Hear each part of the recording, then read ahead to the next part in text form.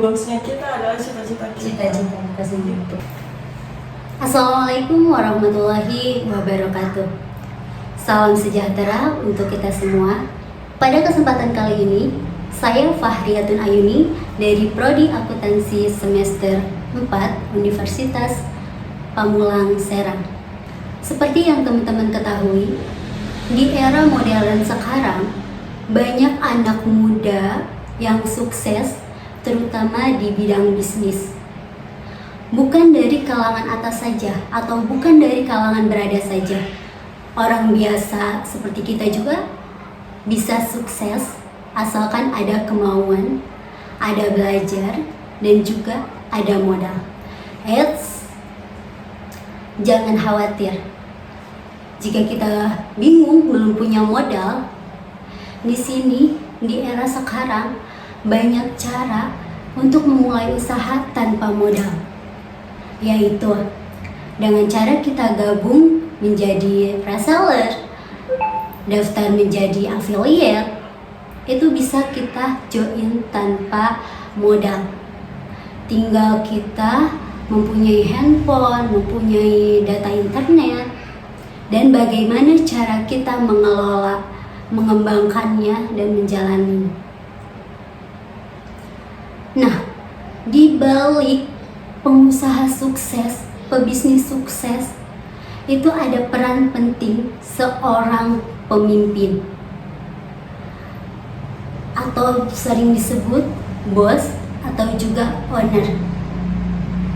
Nah, pada kesempatan kali ini kita akan belajar bareng mengenai tentang bagaimana menjadi seorang pemimpin yang bijaksana, menjadi seorang pemimpin yang baik, dan juga bagaimana cara mengembangkan bisnis kita.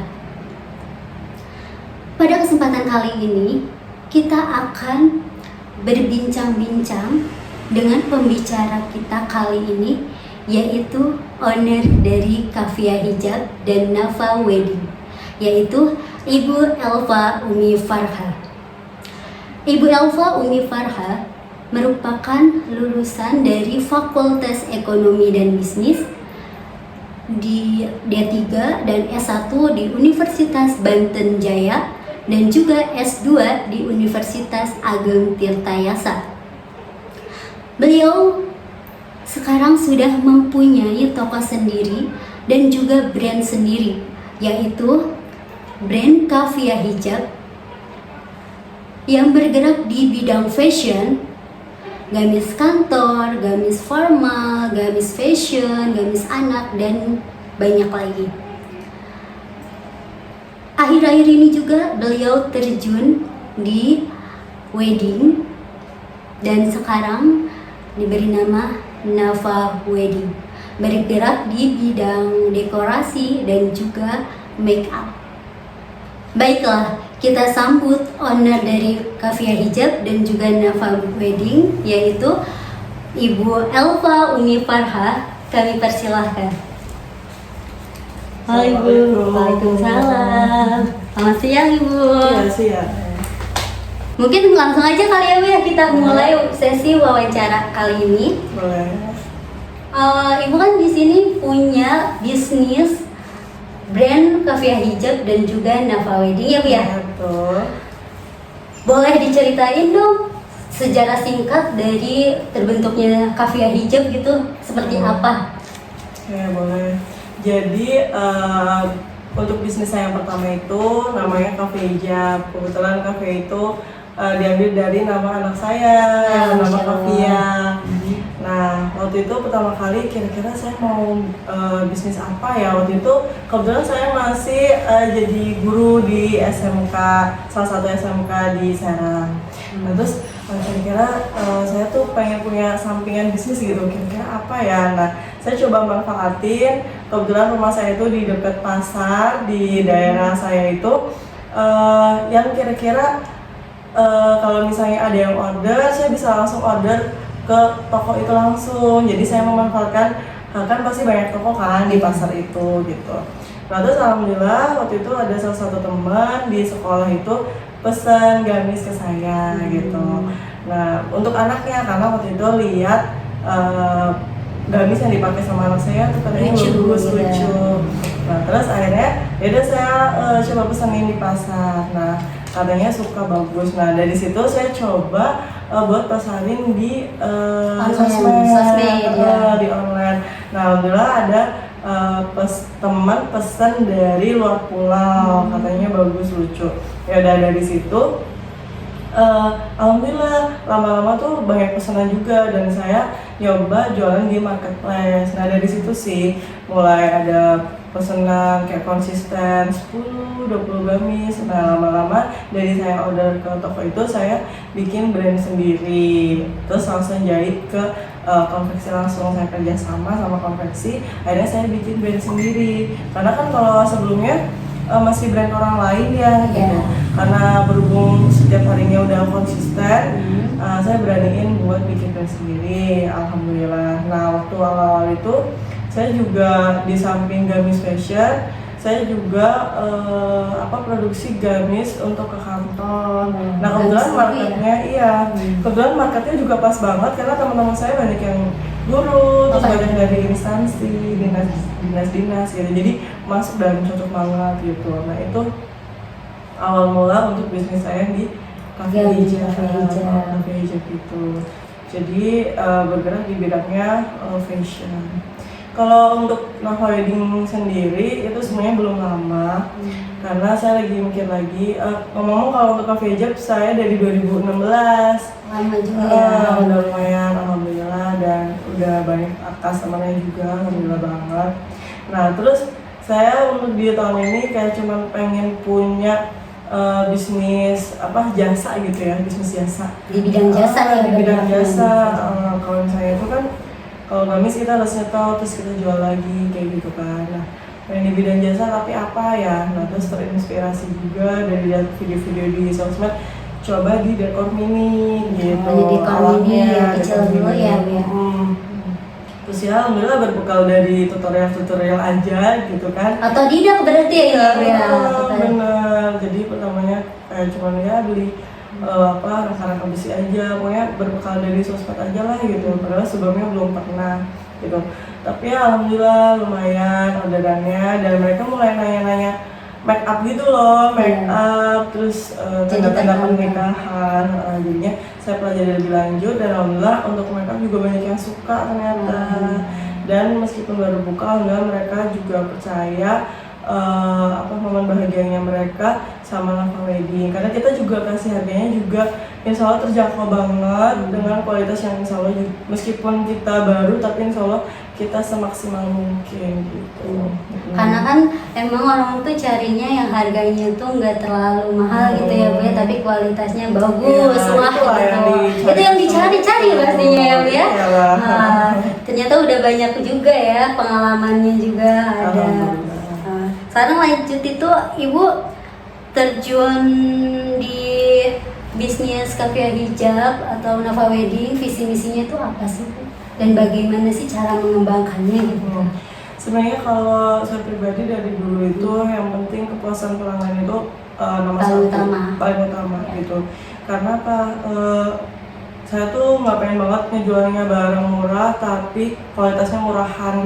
Itu saya paling nggak mau. Jadi karena kepuasan pelanggan tuh udah paling pertama, kepercayaan pelanggan, jadi itu yang bikin mereka tuh balik lagi kita untuk order lagi, pakai jasa kita lagi gitu. Jadi untuk terlebih kalau yang sekarang di bidang jasa ya, jangankan bidang jasa, yang barang aja saya nggak mau kasih kualitas dia, apalagi yang bidang jasa. Ibaratnya saya gimana pun caranya lah semaksimal mungkin untuk kasih yang terbaik buat mereka gitu, jasa kita yang terbaik gitu kan. Nah itu ibaratnya kita nggak perlu promosi juga, mereka pasti bakal kasih tahu kayak dari mulut ke mulut itu kayaknya manjur kali ya Bu ya, kalau dari mulut ke mulut ya. Misalnya makanannya bagus, atau dekorasinya bagus, atau pelayanan kita bagus, ramah atau gimana, pasti mereka juga bakal rekomendasi ke temennya.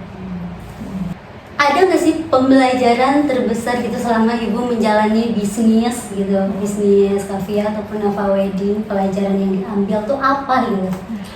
Banyak banget sih. Kalau misalnya yang dari Cafe Hijab itu ya tentang misalnya tren yang kayak cepet banget gonta-ganti itu kita juga harus banyak banyak pelajaran yang harus diambil. Terus juga ternyata banyak tantangan yang nggak cuman dari barang itu sendiri atau dari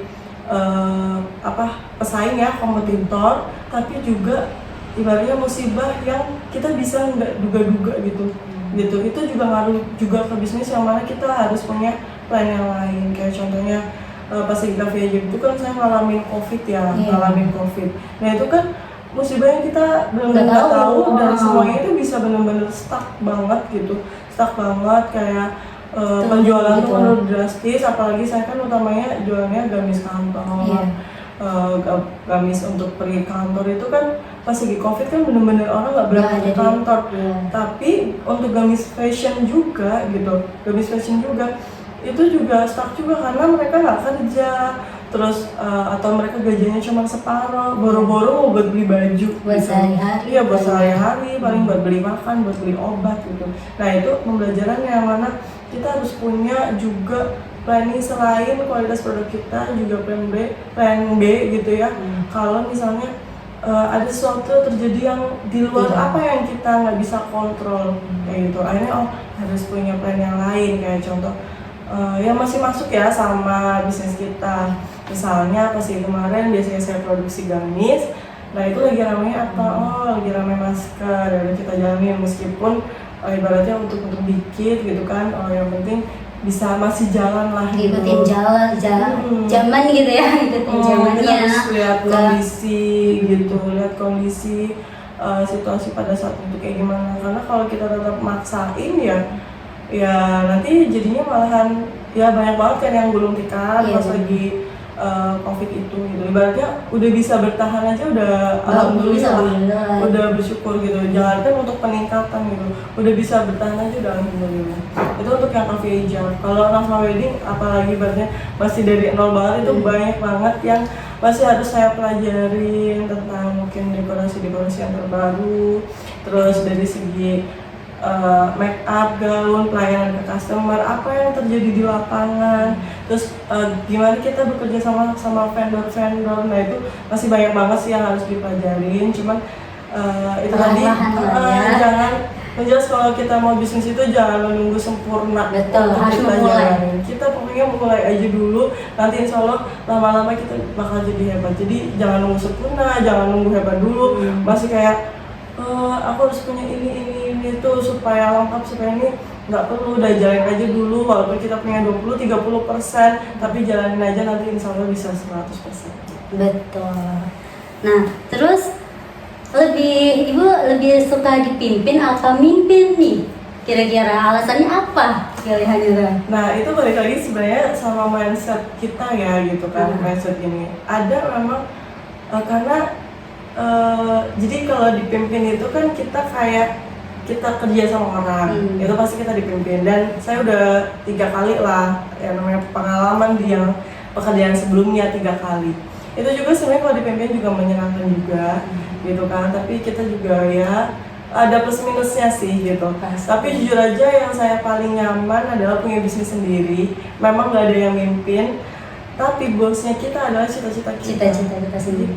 Itu yang harus jadi pegangan kita. Karena gini, kita mau nggak kerja, mau nggak jalanin usaha ini, siapa yang mau marah? Nggak ada yang marah gitu. Nah tapi yang bikin kita tetap harus rajin, tetap semangat, yaitu cita-cita kita sendiri. Itu bosnya kita, itu yang mimpin kita gitu. Kalau misalnya enggak, ya udah kayak kita malas-malasan aja juga, siapa yang marah? Nggak ada yang marah gitu. Jadi kalau dibilang lebih suka yang mana, sejauh ini saya lebih nyaman untuk dipimpin sama cita-cita saya sendiri. Dipimpin ya Bu ya. Definisi kepemimpinan itu seperti apa menurut Ibu kira-kira?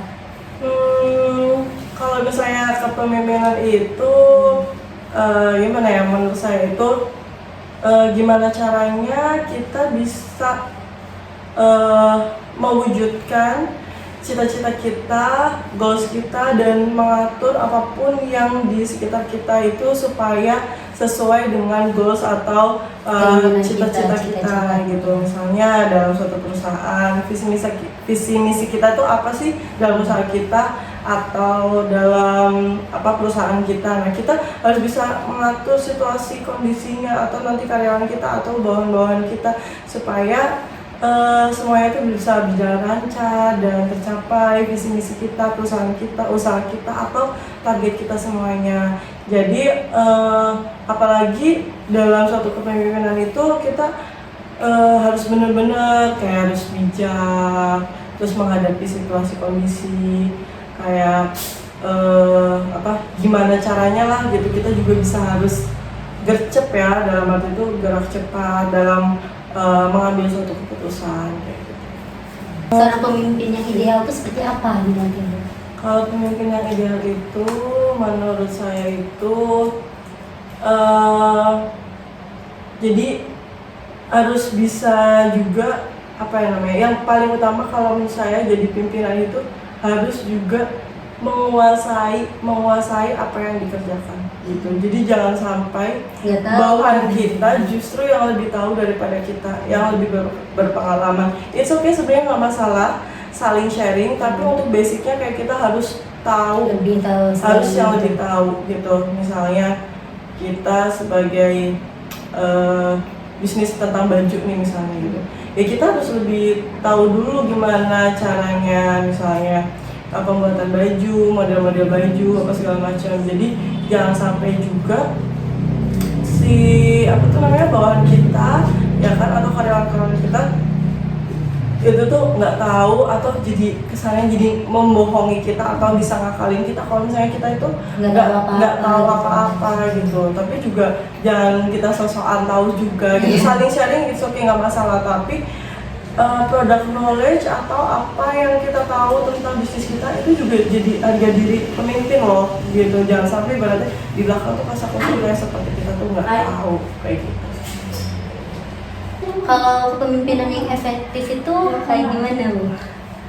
Jadi kalau misalnya menurut saya itu pemimpin yang efektif itu jangan cuma pemimpin yang bisanya tuh ngomong doang. Tapi itu tadi yang ada saya sampaikan bahwa product knowledge itu atau kita bisa menguasai bidang yang kita pimpin atau usaha yang kita pimpin itu sangat penting gitu. Jadi jangan sampai dibilangnya tuh cuma ngomong doang. Iyalah enak aja bisa ngomong kayak gitu karena nggak tahu kondisi di lapangan kayak gimana, bisa aja ngomong gitu. Nah kalau misalnya kita tahu gitu, kita tahu tentang bidang yang kita pimpin itu, kita pasti ibaratnya nyuruhnya itu kondisional gitu. Di lapangan itu bakal seperti apa udah tahu gitu. kondisi lapangannya gitu ya. Jadi bisa kasih nyuruhnya itu dalam arti masuk akal gitu karena sesuai sama kondisi. Itu kalau menurut saya itu efektif banget kayak ya contoh lah misalnya tentang dekorasi gitu kan, karena kita juga bisa tentang dekorasi gitu kan, jadi kita nyuruhnya atau mencontohkan ke karyawan itu juga enak gitu ya kan. Oh ini dekorasinya harusnya gini dan memang bisa dibentuk seperti itu karena kita juga pernah pengalaman sebelumnya membuat atau dekorasinya seperti itu. Jadi iya memang bisa kok kayak gitu. Karena sudah pengalaman gitu ya, sudah pernah jalan itu membuat gitu. Nah, terus strategi apa yang Ibu gunakan gitu untuk membangun chemistry karyawan? Strateginya. Jadi sebenarnya saya ada beberapa karyawan yang mana yang penting sama mereka tuh kayak nggak usah terlalu tegang. Jadi ada waktu-waktunya memang kita serius terhadap pekerjaan, tapi ada waktu-waktunya juga ya kita bisa bercanda atau sharing di luar itu atau kita curhat-curhat yang lain kayak gitu. Jadi jangan terlalu tegang menyesuaikan kondisi kali ya, kalau misalnya kalau pas lagi pekerjaan ya kita serius, tapi kalau misalnya kita lagi santai bercanda atau bisa kita makan bareng atau keluar bareng atau kayak gimana. Nah, kalau misalkan nih ada karyawan yang beda pemikirannya sama Ibu, itu bagaimana pendapat Ibu gitu? Oke, sebenarnya kalau Ibu itu demokratis ya, dalam arti kalau misalnya mereka punya pendapat is okay, silakan disampaikan aja. Tapi balik lagi semua keputusan ya berhubung karena ibu adalah seorang owner Owner. gitu kan, semua keputusan tetap ada di ibu. Dalam arti silakan sampaikan punya pendapat, masukan, itu nggak masalah selagi yang disampaikan itu juga baik. Toh selama ini juga saya tuh nyampeinnya juga selalu dengan cara yang baik. Jadi kalau misalnya ada beda pendapat, Bisa disampaikan. tetap saya kasih tahu juga, kalaupun pendapatnya itu nggak masuk di saya gitu kan, saya nggak cuman udah gini top titik, enggak, tapi kenapa ada seperti ini gitu. Harus Jadi lebih supaya jelas paham ya. juga kenapa nggak bisa kalau seperti itu gitu. Jadi saya juga kasih alasan. Ada alasan tertentunya, Iya. harus menyertakan alasannya. Kenapa gitu. harus- Pemikirannya beda, kenapa gitu kayak. Apa yang ibu lakukan biar lingkungan sama karyawannya itu kondisinya positif dan konduktif? Oke. Yang jelas gini, kalau saya pribadi itu nggak pernah mencoba untuk seperti kelihatan jomplang. Saya berusaha ya gitu kan, berusaha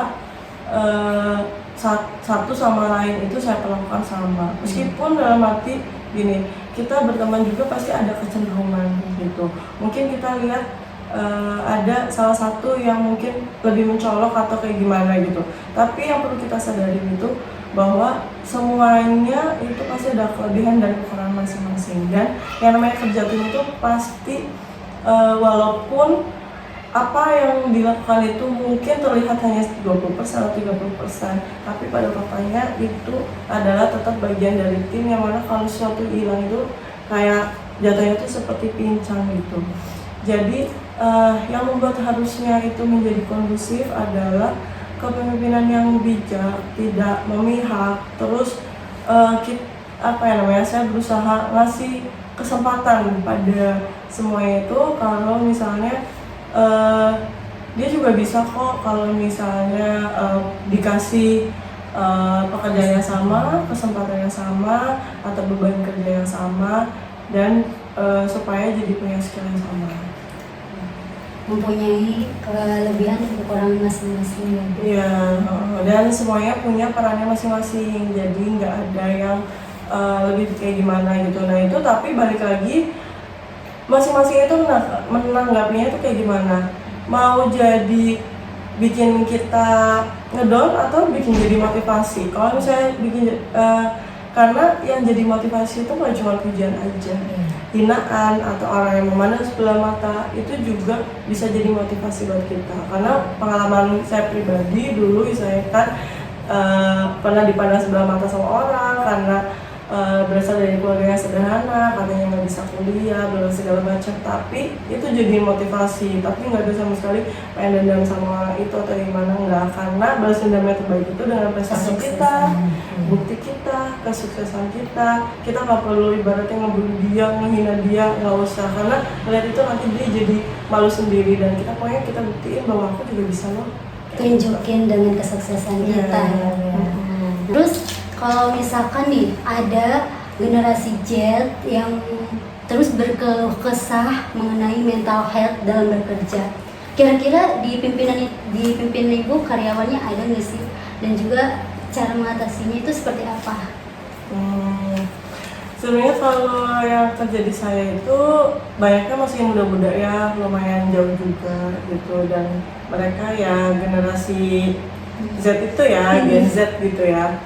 Nah, memang kalau boleh saya akuin gitu, kalau yang zaman sekarang malahan ada lagi tuh katanya generasi strawberry. Waduh. Dan itu kayaknya lebih di bawah gitu.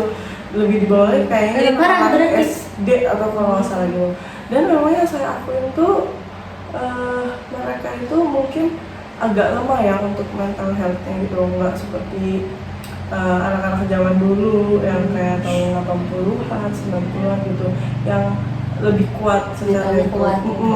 Jadi kalau yang anak zaman sekarang nggak tahu ya, mungkin apa terlalu dimanjakan atau gimana dari pas dari kecilnya gitu, mungkin orang tuanya terlalu apa, karena saya juga kurang paham juga ya, tapi Dalam arti ya itu tadi yang saya udah sampaikan, kadang-kadang kalau misalnya pas lagi kerja kita kerja, kalau pas lagi sharing kita bisa sambil sharing gitu, sharing kita sambil sharing. Jadi di situ kita juga bisa sharing masalah persoalan-persoalan apa, masalah pertemanan atau masalah percintaan atau apa gitu. Jadi supaya anggaplah sebenarnya bos ini seperti orang tua sendiri gitu. Jadi yang mana kalau misalnya marah atau apa, nggak marah itu juga pasti soal tentang pekerjaan deh, nggak mungkin kayak cuma dendam pribadi gitu kan, nggak mungkin. Jadi masalah pekerjaan yang mana itu harus dibenahi, jadi seperti harus dianggap seperti orang tua sendiri, yang mana masukannya tuh nggak bakal masuk ke hati. Jadi marahnya itu bukan soal pekerjaan, bukan masalah pribadi, yang mana harusnya tuh nggak usah ngerusak mental gitu. Dan memang soal mindset itu yang saya tadi bilang gitu, nggak cuma pujian loh yang bisa jadi motivasi, tapi hinaan juga jadi motivasi gitu. Tapi kalau anak zaman sekarang tuh misalnya ada tapi alhamdulillah sih nggak ditemuin sama anak yang kerja di saya, berarti pernah lihat di sosmed gitu kan. Kalau misalnya kerja lewat waktu atau yang bukan job desk-nya gitu kan, itu udah bikin status segala macam gitu kan. Yang mana padahal kita anggapnya itu buat satu pembelajaran buat kita. Misalnya kita dikasih job yang kita tuh nggak pernah sebelumnya gitu, tapi kita dikasih challenge, tantangan gitu kan untuk bisa menyelesaikan pekerjaan tersebut. Harusnya kita juga ikut senang, karena di balik yang pekerjaan itu sebenarnya kayak bosnya itu atau pimpinannya itu ya disamping percaya dan ngasih pengalaman buat kita gitu, ngasih pelajaran supaya kita bisa atau ngasih pengalaman di luar pekerjaan. Itu yang harus diambil positifnya. Jadi sebenarnya jalan satu-satunya itu si mindset itu yang dari anak-anak Gen Z itu, mindsetnya sih yang memang harus diubah, lebih positif ya. Iya, melihat segala sesuatunya itu yang jadi positif, karena dengan keadaan yang sama tapi akan menjadi beda hasilnya. Itu gimana cara kita menghadapinya, cara pemikirannya, cara kita menghadapi sesuatu dan masalah. Itu sebenarnya seperti itu. Kalau misalnya kita terlalu ngambil pusing atau terlalu mengeluh terus, ya itu gitu. Karena padahal misalnya kerja atau berkeluh kesah, harusnya pikirin dulu deh, di luar sana banyak orang yang nggak punya pekerjaan, yang masih sering yang masih pusing untuk cari-cari kerjaan. Tapi kita udah dapat pekerjaan yang boleh dibilang enak, mungkin belum bisa membuat kita kaya, tapi alhamdulillah bisa cukup buat beli jajan, buat beli makan, buat hidup sehari-hari gitu. Nah kalau misalnya kita mau kaya, ya berarti kita harus memakan skill kita sendiri gitu. Nah kita lihat diri sendiri dulu, kita udah berkembang apa belum gitu. Karena kalau misalnya suatu saat kita pengen jadi bos itu pasti pernah jadi karyawan yang terbaik, karyawan yang disiplin, karyawan yang kerja keras, mungkin karyawan yang kerja lewat waktu, dan kalian tuh mungkin nggak tahu untuk jadi bos itu dia pernah ngalamin pengalamannya seperti apa gitu. Tapi saya yakin yang jadi bos itu pasti orang yang kuat untuk menghadapi masalah-masalah sebelumnya, yang mungkin dipandang sebelah mata sama orang, mungkin ada pembulian atau mungkin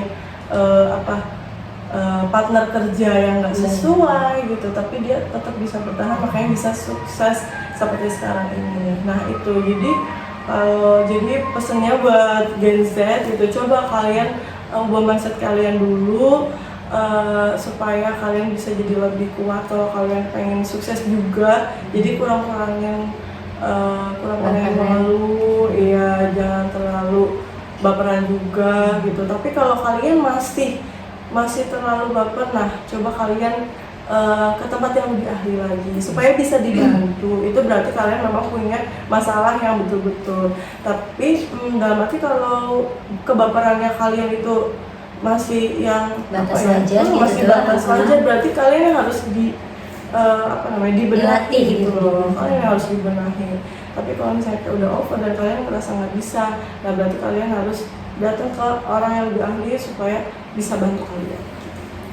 Seperti itu ya teman-teman ya. Jadi Seru kali pembicaraan di siang kali ini tentang kepemimpinan dan cara bagaimana menjadi pemimpin yang baik gitu ya. Mungkin untuk sesi wawancara kali ini kita akhiri aja. Terima kasih banyak Ibu udah menyempatkan sama-sama. waktunya dan juga udah berbagi informasi. Untuk terakhir bisa kasih motivasi buat kita nih biar semangat lagi. Boleh Ibu? Boleh. Jadi buat teman-teman semuanya mungkin tadi udah saya sampaikan, tapi yang saya garis bawahi, kalau kalian mau memulai usaha pokoknya jangan jangan nunggu waktu, jangan nunggu harus sempurna, pokoknya dimulai aja. Insya Allah nanti akan sempurna pada waktunya. Jadi tetap semangat buat teman-teman semuanya yang mau memulai suatu usaha, yang penting positif dan tetap semangat. Semangat. Oke, terima kasih untuk siang kali ini. Ibu terima kasih banyak. Ya, sama-sama. Dadah. Assalamualaikum warahmatullahi wabarakatuh. Oke, baiklah. Terima kasih yang sudah menyaksikan sesi wawancara kali ini. Mungkin untuk sesi kali ini kita akhiri. Next di wawancara berikutnya. Bye-bye.